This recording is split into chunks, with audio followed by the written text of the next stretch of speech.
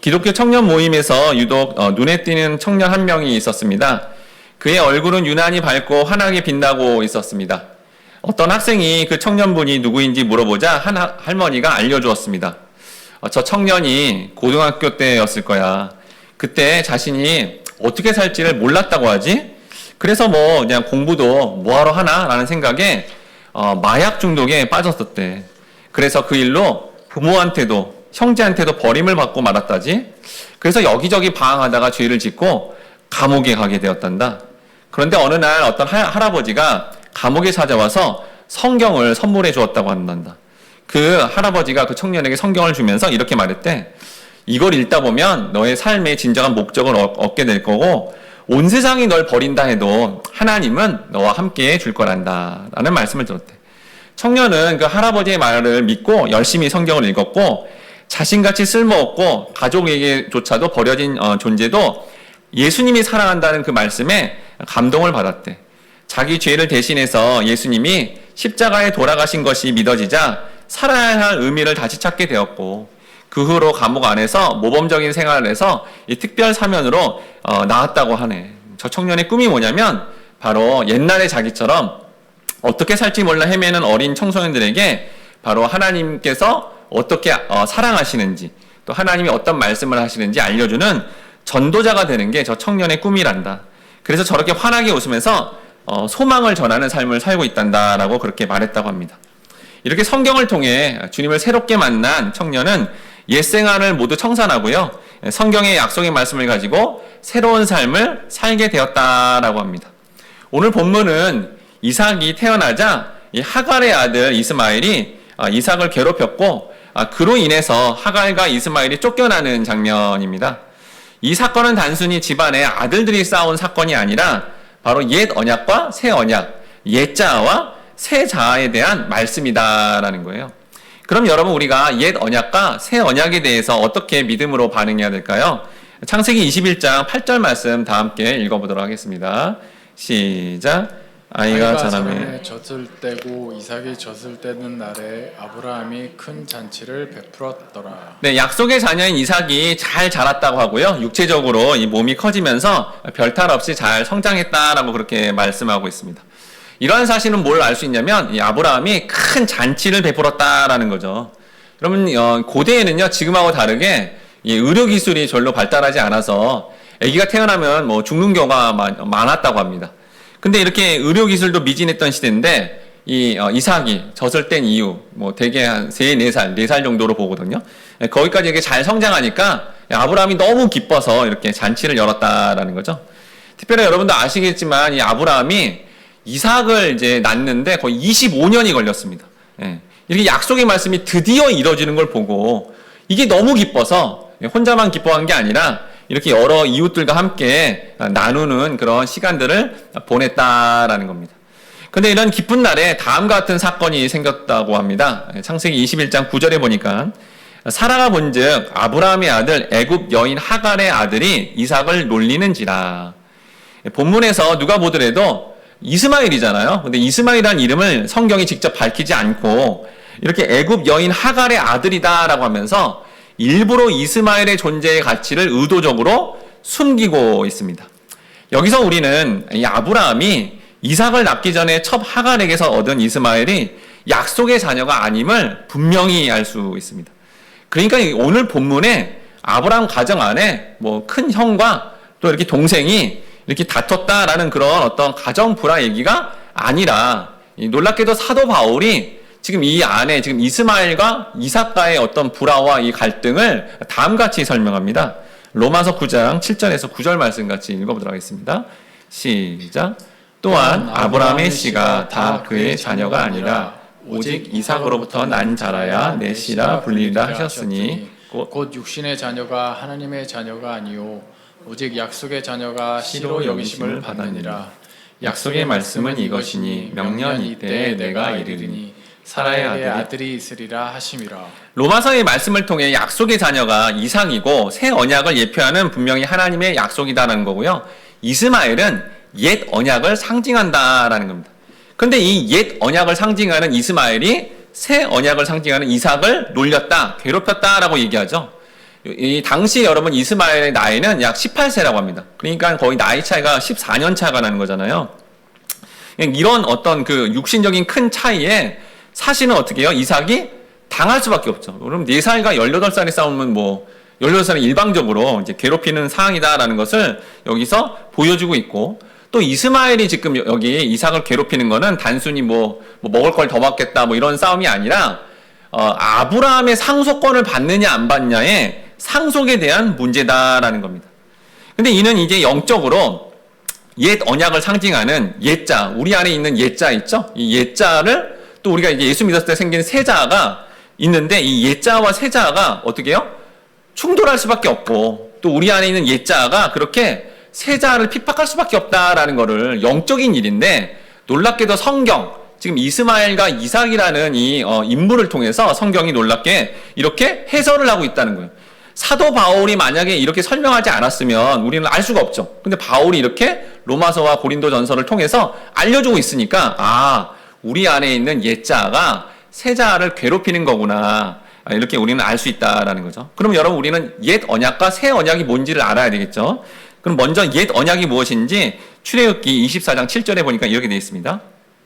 언약서를 가져다가 백성에게 낭독하여 듣게 하니 그들이 이르되 여호와의 모든 말씀을 우리가 준행하니이다 라고 되어 있습니다.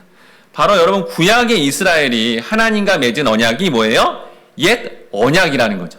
그런데 이 옛 언약이 뭐예요? 여호와의 율법을 다 지켜야 된다라는 겁니다. 여러분, 하나님은 완전하신 분입니다. 그래서 완전하신 분인데 옛 언약은 뭐죠? 하나님이 주신 계명들이 있는데 그 계명들을 어떻게 해요?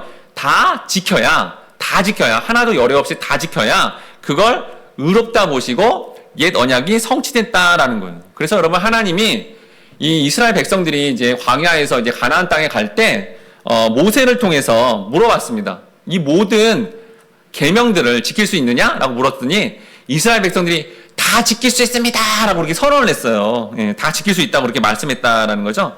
근데 여러분, 이스라엘 백성들이 그 율법을 다 지킵니까? 못 지킵니까? 못 지켰다라는 거예요. 지키겠다 했지만 역사 내내 지키지 못함으로 말미암아 우상 숭배와 지키기는커녕 더 죄를 짓는 일들이 생기니까 하나님부터 어떻게 해요? 진노를 받게 되고 이제 어려움을 겪게 됐다라는 겁니다. 그게 이제 계속 수백 년, 수천 년이 지나니까 도저히 지키지 못하는 상황이 된 거예요. 그래서 이제 하나님이 예레미야를 통해 새 언약을 주시는데, 요 새 언약의 내용이 좀 길긴 하지만 여러분, 요 내용이 뭐예요? 신약 시대를 살아가는 우리에게 새롭게 약속하신 말씀이에요. 이 새 언약이 뭔지를 정확하게 알아야 됩니다. 예레미야 31장 31절에서 33절 말씀 같이 읽어보도록 하겠습니다. 시작. 여호와의 말씀이니라. 보라, 날이 이르니니 내가 이스라엘 집과 유다 집에 새 언약을 맺으리라. 이 언약은 내가 그들의 조상들의 손을 잡고 애굽 땅에서 인도하여 내던 날에 맺은 것과 같이 아니할 것은 내가 그들의 남편이 되었어도 그들이 내 언약을 깨뜨렸음이라. 여호와의 말씀이니라.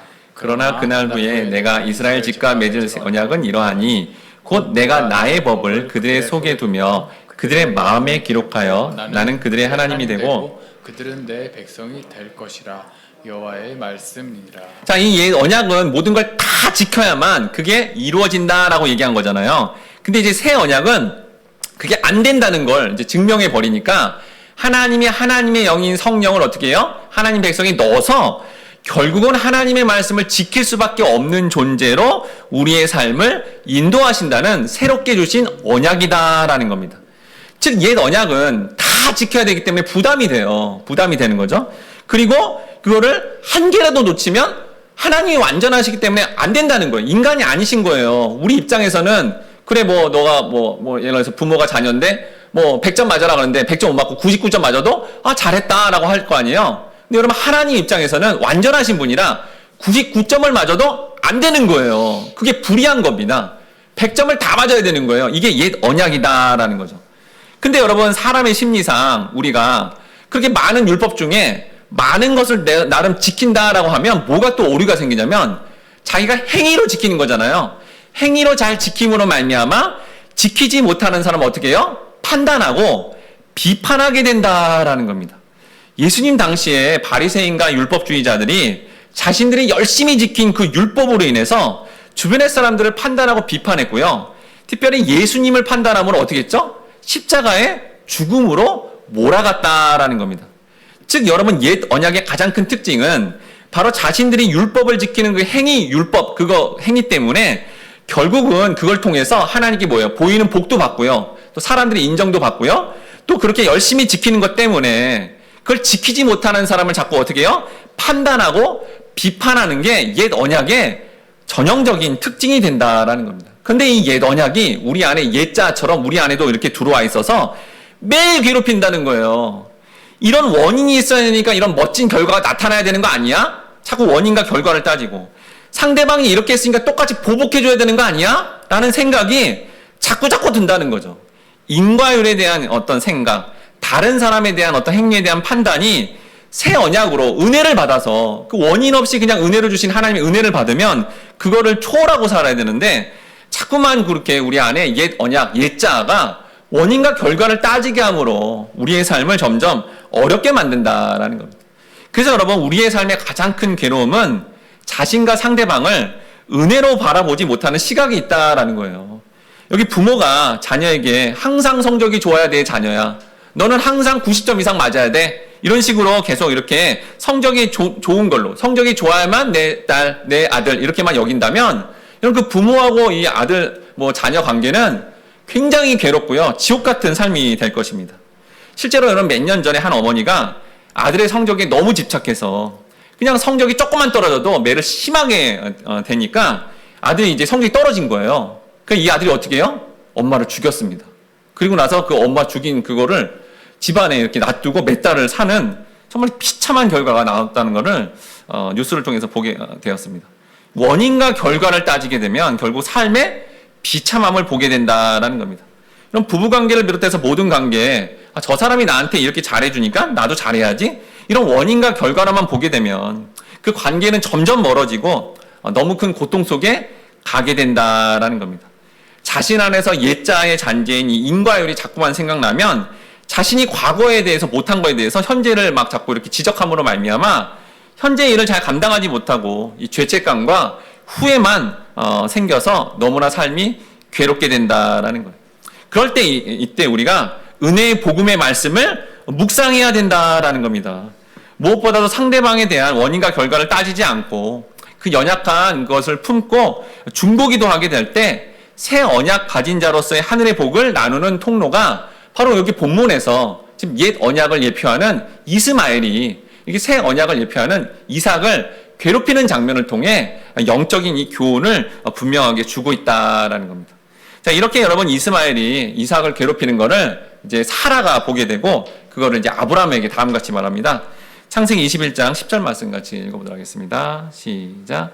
그가 아브라함에게 이르되 이 여종과 그 아들을 내쫓으라. 이 종의 아들은 내 아들 이삭과 함께 기업을 얻지 못하리라 하므로. 이제 사라는 이스마엘이 단순히 자신의 아들 이삭을 괴롭힌 것이 아니라 이 상속의 문제까지 건드리니까 아브라함에게 뭐예요? 내쫓으라 라고 그렇게 단호하게 말합니다.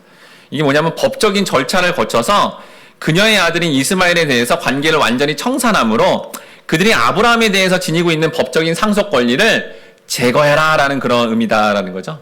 그러자 아브라함이 다음과 같이 반응합니다. 창세기 21장 11절에 보니까 아브라함이 그의 아들로 말미암아 이제 이스마엘이죠. 그 일이 매우 근심이 되었더니 네, 아브라함이 이 일로 매우 큰 근심이 되었다라는 거예요. 여러분 아브라함이 왜 큰 근심을 갖게 됐죠? 이삭이 태어나기 전에는 아들을 누구로 생각해요? 이스마엘로 생각을 했다라는 겁니다. 그래서 14년 동안 너무나 아끼고 자기 아들로 그렇게 사랑하고 했는데 사라가 얘기해서 내쫓으라고 하니까 그게 너무 큰 마음의 아픔과 근심이 되었다라는 겁니다. 근데 여러분 놀랍게 그때 하나님이 근심하는 아브라함에게 나타나셔서 그 근심하는 문제에서 해답을 주셨다라는 거예요. 이전에 여러분 놀랍게도 하나님은 이전에 여러분 우리가 살펴봤잖아요. 네. 뭐냐면 그 사라와 하갈이 싸웠죠. 네. 대판 싸웠어요. 크게 싸운 거죠. 그거 너무 크게 싸워가지고 어떻게 돼요? 이제 하갈이 이제 도망가게 되죠. 도망갔을 때 사실 그런 엄청난 갈등과 이 어려움이 왔을 때 아브라함도 어떻게 될지 매우 큰 근심에 쌓였죠. 사라도 어떻게 될지 하갈도 어떻게 될지 해결책이 아무것도 없었습니다. 근데 그때 여러분 본문에 우리가 배웠지만 어떻게 하죠? 하나님이 친히 나타나셔서 도망치는 하갈한테 가서 위로해 줍니다. 다시 돌아가야 돼 하고 이렇게 돌아가게 해요. 그리고 또 성경에 보니까 사라의 마음도 또 하나님이 만져주십니다. 그래서 극적인 화해가 이루어졌다라는 거예요. 참 놀랍게도 하나님이 이렇게 정말 성도의 삶 가운데 이런 어떤 근심이 있을 때 이렇게 개입해 주시고 역사해 주셔서 근본적인 해결을 허락하셨다라는 거죠. 그래서 여러분, 사람의 의견이나 내 자신의 의견보다 우리와 여러분 근심되는 문제를 이렇게 근심을 해결해 주시는 주님께 맡겨서 우리는 근본적인 그런 해결책을 얻어야 된다라는 겁니다. 여러분, 사람들은 그 문제에 대해서 말은 많이 합니다. 그렇지만 여러분, 그 사람이 그 문제를 해결할 수 있나요? 해결할 수 없습니다. 자꾸 이렇게 상의해보고 상담해보지만 더 큰 근심이 올 수밖에 없죠. 근데 하나님께 기도하고요, 말씀을 묵상하면 그 말씀 가운데 그 원리가 분명하게 우리의 근원적인 문제의 해결책을 우리에게 제시해 준다라는 겁니다. 본문에도 여러분, 하나님은 아브라함의 근심 문제도 다음과 같이 근원적으로 해결해 주시는데 이게 바로 우리의 근심의 해결책이죠. 창세기 21장 12절 말씀 같이 읽어보도록 하겠습니다. 시작. 하나님이 아브라함에게 이르시되 내 아이나 내 여종으로 말미암아 근심하지 말고 사라가 내게 이른 말을 다 들으라. 이삭에게서 나는 자라야 내 씨라 부를 것임이니라. 네, 여러분, 이 아브라함이 너무 근심하고 너무 이렇게 정말 지금 걱정되는 게 뭐예요? 지금 자기가 아들처럼 있던 이스마엘을 내쫓아야 된다라는 어떤 인간적인 마음, 자신의 생각, 자신의 규정이었죠. 근데 하나님 딱 나타나서 또 뭐라 그래요? 그거 신경 쓰지 말아라. 사라의 말이 맞다 하고 이렇게 인정해주고 바로 이삭만이 너의 유일한 상속자다. 네가 육신으로 그 이스마엘 낳아서 참 이렇게 마음이 그렇지만 그 이스마엘은 상속자가 아니다. 바로 이삭만이 유일한 언약의 자손이다라고 분명히 말씀해 주었다라는 겁니다. 이처럼 여러분, 하나님은 언약의 자손을 이스마엘이 아니라 이삭이라고 제안해 나가시면서 바로 하나님의 주권적인 의지를 명확하게 보여주었다라는 거죠. 이제 곧 앞으로 언약의 후손들이 이방인으로부터 분리되어서 그렇게 거룩한 백성으로 세워진다라는 그 근본적인 어떤 약속의 의미를 담았다라는 겁니다. 그러니까 아브라함은 왜 자꾸 근심하고 걱정해요? 자기의 생각, 자기 규정이 많아서 지금 걱정되고 근심한다라는 거죠. 근데 하나님이 그게 아니야라고 말하면 그걸 받아들여서 자기의 규정과 자기 생각을 내리고 명확하게 하나님 말씀만 믿고 받아들이면 우리의 근심은 다 사라지게 되어 있고 근본적인 그런 근심에서 벗어나게 된다라는 겁니다. 그래도 인간적인 연민을 가진 아브라함이 이스마엘에 대해서 걱정을 하니까요, 하나님이 또 다음에 말씀을 또 해줍니다. 창세기 21장 13절에 보니까 그러나 여종의 아들도 내 씨니 내가 그로 한 민족을 이루게 하리라 하신지라. 지금 이스마엘이 이렇게 쫓겨나지만 그도 영적인 자손은 아니지만 이 땅 가운데 큰 민족을 내가 이루도록 그런 보이는 복을 허락할 거다라고 이렇게 아브라함을 위로해 주었다라는 겁니다. 결국 하나님의 뜻대로 아브라함은 근심하는 마음을 내려놓고 이 하갈과 이스마엘을 아침 일찍 집에 나가게 합니다. 창세기 21장 14절 말씀 같이 읽어보도록 하겠습니다. 시작. 아브라함이 아침에 일찍 일어나 떡과 물 한 가죽 부대를 가져다가 하갈의 어깨에 메어 주고 그 아이를 데려가게 하니 하갈이 나가서 브엘세바 광야에서 방황하더니. 네, 아브라함은 이렇게 하나님께로부터 이스마엘의 장래에 대한 약속을 받자 곧이어 다음날 아침 일찍 하갈과 이스마엘을 내어보내는 이 모습이 바로 하나님께 순종하는 새 언약을 가진 자의 믿음의 반응이다라는 겁니다. 즉 아브라함이 하갈과 이스마엘을 내어보내는 이 심정은 이루 말할 수 없이 굉장히 힘들지만 하갈과 이스마엘에게 행하신 하나님의 약속을 굳게 믿고 순종하는 마음으로 보냈다라고 하는 거죠. 한편 이제 아브라함의 집을 나선 여러분 하갈과 이스마엘은 길을 잃었다 합니다. 저 항상 이 하갈이 위험한 사막 지역에 멋모르고 그냥 들어갈 리도 없고요. 아브라함이 어떻게 된 거죠, 사실? 원래 이전에 남편을 여겼잖아요. 근데 이 남편 되는 이 아브라함이 어떻게 된 거예요? 버림받은 거죠. 인간관계에 큰 상처를 얻은 겁니다. 그리고 이제 상처받고 큰 어떤 아픔을 간직한 채로 이제 너무 마음이 이제 혼란스러운 가운데 나가다가 어떻게 됐죠? 사막에 들어가게 됐고 사막에서 어떻게 해요? 지금 목이 말라서 죽을 위기, 즉 뭐예요? 환경적인 그런 큰 아픔과 고통을 당하게 되는 과정이 되었다라는 겁니다. 그리고 이 상황을 보니까 결국 자기가 너무 큰 아픔과 상처를 얻으니까 그냥 죽어야겠다는 생각에 그렇게 사막을 무작정 갔는데 그 목말라 하면서 지금 죽어가는 아들을 보니까 그게 너무너무 고통스럽고 힘들어서 어떻게 해요? 큰 소리로 울기 시작했다라는 거예요. 왜 울어요? 자신에게 어떠한 해결책도 없으니까 죽어가는 아들 앞에서 소리내어 크게 울 수밖에 없다라는 것을 이 하갈의 인생을 통해서 보여준다라는 겁니다. 여러분, 우리는 인생을 살아가면서 어떨 때는 이렇게 지금 하갈이 경험하는 것처럼 어떤 인간적인 해결책도 보이지 않아서 엉엉 울면서 하나님 앞에 우는 그런 상황도 종종 경험하게 된다라는 것을 보게 됩니다. 언제 그렇죠? 여러분, 개인적인 문제는 그런 게 있지 않아요. 뭐 학생인데 개인적인 어떤 뭐 성적이 안 온다. 그럼 열심히 공부하면 되는 거잖아요. 근데 여러분, 아무리 노력해도 안 되는 게 뭐죠? 인간관계의 일입니다. 인간관계 어렸을 때는 뭐 이렇게 다툼이 있고 그러면 선물 주고 같이 밥 먹으면 괜찮아요. 근데 어른이 되면 이 인간관계 문제는 이렇게 대화를 해도 참 쉽지가 않습니다. 또한 여기 지금 환경적인 일, 뭐 지금 정세나 돌아가는 일 아무리 노력해도 안 되는 상황이다라는 거죠. 지금 여기 본문의 하갈처럼 아브라함과의 인간관계 갈등, 이거 노력해서 안 되는 겁니다, 지금. 또 어떻게 해요? 사막에 들어갔는데 자기가 노력한다고 사막에서 벗어날 수 없는 그런 상황에 직면했다면 우리 인생 가운데 여러분 이렇게 아무리 노력해도 안 되는 상황들, 정말 어떻게 내가 뭐 최선을 다해도 안 되는 어떤 이런 상황들이 있다면 우리는 본문의 하갈처럼 어떻게 해요? 엉엉 울어야 된다라는 겁니다. 저도 주중에 뭐 이런저런 일 때문에 정말 제 인생에서 이렇게 많이 울면서 하나님 앞에 엎드린 게 정말 몇 손가락 뽑을 정도로 그냥 울 수밖에 없는 거죠. 울어야 된다라는 거예요. 그러자 하나님이 어떻게 해요? 다음과 같이 응답을 하십니다. 창세기 21장 17절에서 18절 말씀 같이 읽어보도록 하겠습니다. 우리의 정말 고통과 힘든 가운데 하나님이 이렇게 두 가지로 우리에게 위로해 주시는데 같이 읽어보도록 하겠습니다. 시작. 하나님이 그 어린아이의 소리를 들으셨으므로 하나님의 사자가 하늘에서부터 하갈을 불러 이르시되 하갈아 무슨 일이냐 두려워하지 말라. 하나님이 거기서 있는 아이의 소리를 들으셨나니 일어나 아이를 일으켜 내 손으로 붙들라. 그가 큰 민족을 이루게 하리라 하시니라. 자, 여기 두 가지 위로가 나와요. 첫 번째 뭐죠? 두려워하지 말라라는 겁니다. 이 동사가요, 일회성, 일회적 금지 동사로 쓰였어요. 그냥 뭐냐면 이제 계속 두려워할 게 아니라 이번에 좀 두려웠지만 두려움을 어떻게 해요? 멈춰라는 거죠. 두려움을 일단 멈추라는 거예요. 두려움을 어떻게 해요? 한 번에 없애라라고 얘기합니다. 네. 첫 번째 우리 위로가 뭐냐면 하나님 나타나서 두려워하지 말라라고 이렇게 외치시는 거죠. 그 다음에 또 어떻게 해요? 울고 있는 하갈한테 가서 뭐라 그래요? 내가 그를 큰 민족을 이루게 하겠다라는 거예요.